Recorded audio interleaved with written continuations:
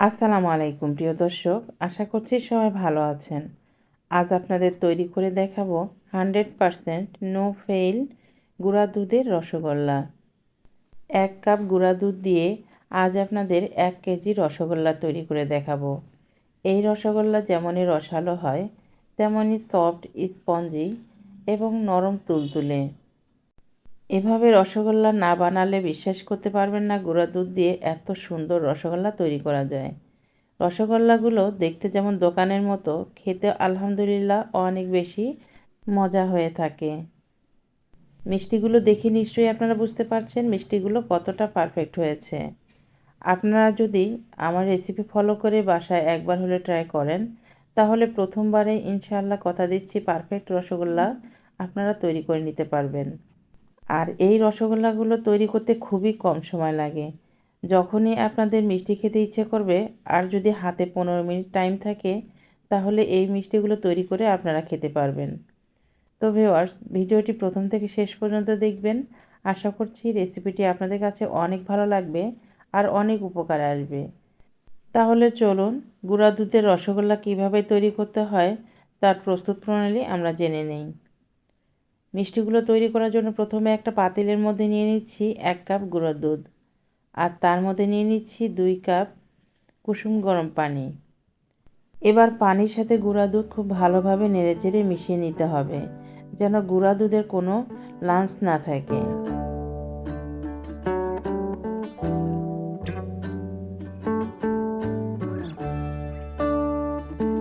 যখন ভালোভাবে মেশানো হয়ে যাবে তখন পাতিল এক সাইডে রেখে দিচ্ছি। এবার একটা কাপের মধ্যে নিয়ে নিচ্ছি 2 টেবিল চামচ ভিনেগার আর তার সাথে নিয়ে নিচ্ছি সমপরিমাণে পানি। এই ভিনেগার পানি মিশ্রণ আমাদের পরবর্তীতে কাজে লাগবে। তো আমি এবার এই ভিনেগারের মিশ্রণের কাপ এক সাইডে রেখে দিচ্ছি।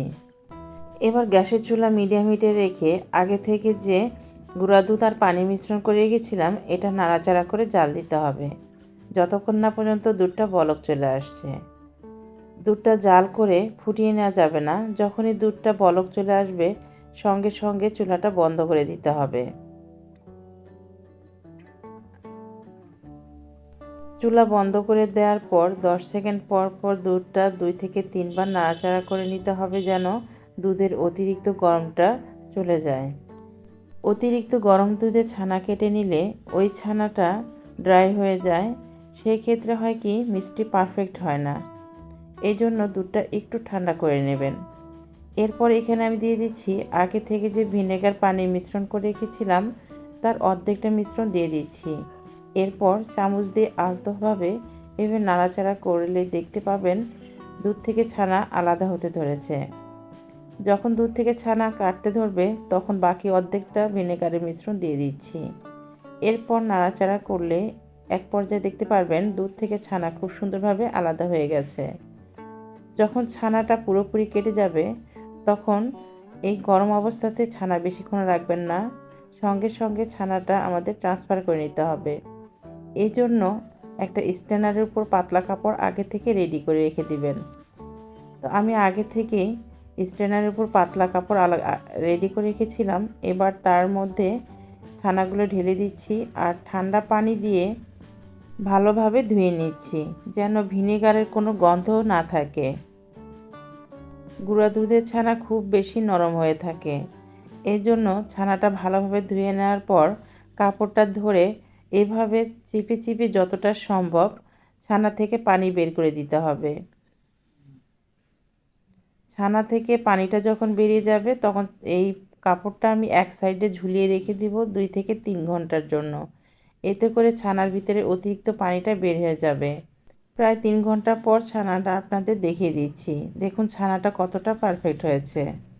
গুঁড়া দুধের ছানা যদি আগে থেকে এভাবে রেডি করে রাখেন তাহলে 15 মিনিটের মধ্যে মিষ্টি তৈরি করে আপনারা মিষ্টি খেতে পারবেন। এবার আপনাদের দেখিয়ে দিচ্ছি, দেখুন ছানাটা কতটা নরম হয়েছে। এই ছানা মাখাতে বেশি একটা সময় লাগে না। প্রথমে ছানাটাকে হাতের মধ্যে এভাবে একটু ভেঙে নিচ্ছি। এরপর আলতোভাবে হাতের তালু দিয়ে ঘষে ঘষে ছানাটা মসৃণ করে মেখে নিচ্ছি। এই ছানাটা হাতের চাপে প্রেসার করে করে মেখে নিতে যাবেন না। ছানাটা 3 থেকে 4 মিনিট এইভাবে যদি মেখে নেন তাহলে দেখবেন ছানাটা খুব সুন্দরভাবে ক্রিমের মতো হয়ে গেছে আর একদম মসৃণ হয়েছে। ছানাটাকে খুব ভালোভাবে মেখে নিয়েছি। এবার এর মধ্যে কিছু শুকনো উপকরণ দিচ্ছি। এবার এর মধ্যে দিয়ে দিচ্ছি প্রায় হাফ চামচের মতো চিনি আর দিচ্ছি 1 চামচ ময়দা। তার সাথে দিয়ে দিচ্ছি 1 চিমটি পরিমাণে অ্যারারুট পাউডার। মিষ্টি বানানোর ক্ষেত্রে আমি অ্যারারুট পাউডার দিই। আপনাদের কাছে যদি অ্যারারুট পাউডার না থাকে সেক্ষেত্রে আপনারা বেকিং পাউডার দেবেন। বেকিং সোডা না, বেকিং পাউডার দেবেন। আচ্ছা, গুঁড়া দুধের ছানার টেক্সচার বুঝে ময়দা অ্যাড করতে হবে। প্রথমে ময়দা একটু কম করে দিয়ে ছানাটা মেখে নেবেন। যদি দেখেন যে ছানাটা অনেক বেশি নরম হয়ে আছে তাহলে ময়দার পরিমাণ আরও একটু বাড়িয়ে দিয়ে ছানাটা ভালোভাবে মেখে নেবেন। এই ছানাটা কিন্তু আমাদের একদম পারফেক্ট হতে হবে, না বেশি শক্ত না বেশি নরম। ঠিক এই রকম টাইপের কিন্তু এই ছানার ডোটা হতে হবে। তো মিষ্টি বানানোর জন্য আমাদের ডোটা রেডি হয়ে গেছে। এবার এটাকে কিছুক্ষণের জন্য রেস্টে রেখে দিচ্ছি। আমরা যেহেতু এখানে চিনিটা ব্যবহার করেছি, চিনিটা যেন মেল্ট হয়ে যায় এর জন্য অবশ্যই রেস্টে রেখে দিতে হবে। এরই ফাঁকে আমরা চিনির শিরা তৈরি করে নেব। তো এজন্য আমি চুলায় একটা কড়াই বসিয়েছি আর তার মধ্যে দিয়ে দিচ্ছি 1 কাপ চিনি। আর 1 কাপ চিনির জন্য আমি এখানে দিচ্ছি 2.5 কাপ পানি। আচ্ছা, মিষ্টিতে আপনারা মিষ্টির পরিমাণ যদি বেশি খেতে চান, দোকানের মতো যদি মিষ্টি শিরাটা একটু ঘন করতে চান তাহলে সেক্ষেত্রে প্রায় 1.5 কাপের মতো চিনি দিবেন আর 2.5 কাপ পানি দেবেন। আমি যেহেতু ঘরে মিষ্টিগুলো বানাচ্ছি, স্বাস্থ্যের কথা বিবেচনা করে চিনির পরিমাণ আমি একটু কম করে দিয়েছি। এবার শিরার মধ্যে 2টি সাদা এলাচে মুখ ফাটিয়ে দিয়েছি, এতে করে শিরাতে খুবই সুন্দর একটা ফ্লেভার আসবে। এবার চুলা জ্বালিয়ে শিরাটা জাল দিয়ে নিতে হবে যতক্ষণ না পর্যন্ত চিনিটা গলে যাচ্ছে। এই শিরাটা জাল করে ঘন করা যাবে না। চিনিটা যখন গলে যাবে তখন চুলা একদম লো হিটে করে আমি শিরাটা ঢাকনা দিয়ে ঢেকে রেখে দিচ্ছি। চুলাটা আস্তে আস্তে করে জ্বলবে আর শিরাটা বলক উঠতে ধরবে। এরই ফাঁকে আমরা মিষ্টিগুলো তৈরি করে নেব। এদিকে মিষ্টি বানানোর জন্য মিষ্টির ডোটা আমাদের রেডি হয়ে গেছে। এবার মিষ্টিগুলো তৈরি করে নেব। এজন্য ডো থেকে আমি ছোট ছোট করে লেচি আলাদা করে নিচ্ছি। এতে করে হবে কি প্রত্যেকটা মিষ্টি এক সমান হবে। আপনারা চাইলে চামচ দিয়ে মেপে লেচিগুলো এক সমান করে নিতে পারেন, এতে করে প্রত্যেকটা মিষ্টি এক সমান হবে। তো দেখুন 1 কাপ গুঁড়া দুধ দিয়ে আমার এখানে 15টা মিষ্টি হয়েছে। আর এই মিষ্টিগুলো দোকানের মিষ্টি থেকে সাইজে একটু বড়। আপনারা যদি দোকানের সাইজে মিষ্টি বানাতে চান তাহলে লেচিগুলো আরও একটু ছোট করে নেবেন। সেক্ষেত্রে 18 থেকে 20টা মিষ্টি হবে। এবার আমি মিষ্টিগুলো বানিয়ে নিচ্ছি আর এই মিষ্টিগুলো বানানোর সময় অবশ্যই খেয়াল রাখবেন মিষ্টির গায়ে যেন কোনো ক্র্যাক না থাকে। মিষ্টির গায়ে যদি কোনো ফাটল থাকে তাহলে এই মিষ্টিগুলো যখন শিরাতে দেবেন তখন সঙ্গে সঙ্গে মিষ্টিগুলো গলে যাবে। আচ্ছা, আরও একটা কথা বলে রাখি, আপনারা যদি 1 কাপ গুঁড়া দুধ দিয়ে মিষ্টি বানাতে চান তাহলে 1 কাপ গুঁড়া দুধের জন্য 1 চিমটি বেকিং পাউডার দেবেন। তাহলে মিষ্টিগুলো খুব সুন্দরভাবে হবে। আর যদি বেকিং পাউডারের পরিমাণ একটু বেশি দেন তাহলে মিষ্টিগুলো যখন আপনি রান্না করবেন মিষ্টিগুলো শিরাতে দেওয়ার সঙ্গে সঙ্গে কিন্তু মিষ্টিগুলো গলে যাবে। এদিকটা অবশ্যই খেয়াল রাখবেন। তো এই তো দেখুন প্রত্যেকটা মিষ্টি আমি এভাবে বানিয়ে নিয়েছি। আর দেখুন মিষ্টিগুলো দেখতে এই পর্যায়ে কত সুন্দর লাগছে। মিষ্টি বানাতে বানাতে এদিকে শিরাটা আমাদের বলক চলে আসছে। এবার গ্যাসের ফ্লেম মিডিয়াম হিটে রেখে মিষ্টিগুলো ফুটন্ত গরম শিরার মধ্যে দিয়ে দিচ্ছি। চুলার তাপমাত্রা মিডিয়াম অথবা হাই যেভাবে রাখেন না কেন প্রথম থেকে একই রকম রেখে দিতে হবে। চুলার তাপমাত্রা কমানো বা বাড়ানো করা যাবে না। মিষ্টিগুলো শিরার মধ্যে দিয়ে ঢাকনা দিয়ে ঢেকে ঘড়ি ধরে 10 মিনিট জাল করে নেব। এই 10 মিনিটের মধ্যে ঢাকনা তোলা যাবে না অথবা মিষ্টিগুলো নাড়াচাড়া করা যাবে না। আর গ্যাসের ফ্লেম মিডিয়াম হিটে অবশ্যই রেখে মিষ্টিগুলো রান্না করে নিতে হবে। এক পর্যায়ে দেখবেন মিষ্টিগুলো ফুলে ডবল হয়ে গেছে। মিষ্টিগুলো রান্না করার সময় যদি দেখেন শিরা কমে গেছে তাহলে অবশ্যই এখানে গরম পানি, ফুটন্ত গরম পানি অ্যাড করতে হবে। ঠান্ডা পানি অ্যাড করা যাবে না। তো আমি 10 মিনিট মিষ্টিগুলো রান্না করে নিয়েছি আর গ্যাসের চুলা মিডিয়াম হিটে ছিল, এই জন্য শিরাটা বেশি একটা টেনে যায়নি আর মিষ্টিগুলো খুব সুন্দরভাবে হয়ে গেছে। এবার আমি মিষ্টিগুলো আপনাদের চেক করে দেখিয়ে দিচ্ছি মিষ্টিটা কুক হয়েছে কিনা। মিষ্টি হয়েছে কিনা এটা বোঝার জন্য 1 কাপ ঠান্ডা পানি নিয়েছি আর তার মধ্যে একটা মিষ্টি দিয়ে দেখে দিচ্ছি।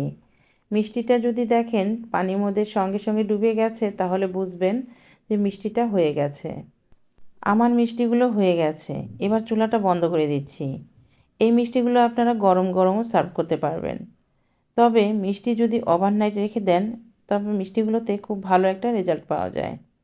যে কোনো মিষ্টি বানানোর ক্ষেত্রে আমি মিষ্টি রাত্রে বানাই আর ওভারনাইটের জন্য রেখে দেই।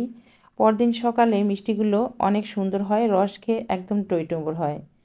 তো পরদিন সকালে আমি আপনাদের মিষ্টিগুলো দেখিয়ে দিচ্ছি। তো দেখুন মিষ্টিগুলো মাশাআল্লাহ কত সুন্দর হয়েছে। এই মিষ্টিগুলো দোকানের চেয়ে কম কিছু না, আর দুধের ছানা থেকে যে মিষ্টিগুলো তৈরি করা হয় তার থেকেও কিন্তু কম কিছু না। মিষ্টিগুলো একদম পারফেক্ট স্পঞ্জি হয়েছে। এই মিষ্টি থেকে আপনি চিপে রস বের করে ফেলবেন। এরপর মিষ্টিটা আবারও শিরার মধ্যে দিয়ে দিবেন। শিরার মধ্যে দেওয়ার সঙ্গে সঙ্গে মিষ্টিটা খুব সুন্দরভাবে শিরা টেনে নেবে।